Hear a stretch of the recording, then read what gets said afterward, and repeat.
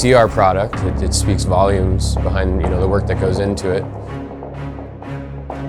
There's a lot of blood, sweat, and tears that go into making those things.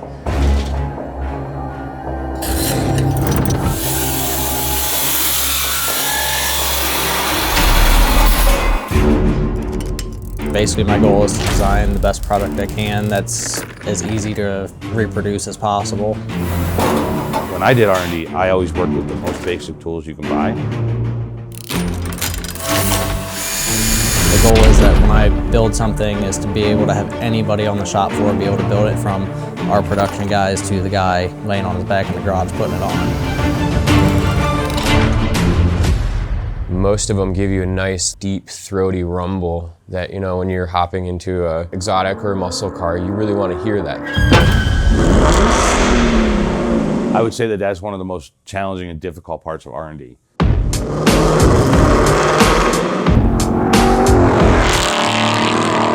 I've had guys that actually love the drone and the obnoxiousness. I try to cater to both sides. We'll start out with a standard length muffler that we normally build, or whatever we can fit in there, but we always try to start with a standard size. Several different divisions will drive it and try to get the consensus as to what they think sounds good. When you're doing any welding, the fit-up's got to be close.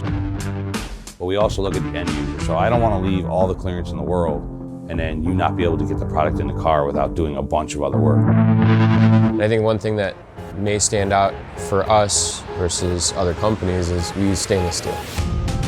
The 304 is a little thinner, but it's stronger. So we were able to make you a better quality product, lighter, which in a racing application, obviously lighter's better and you go faster.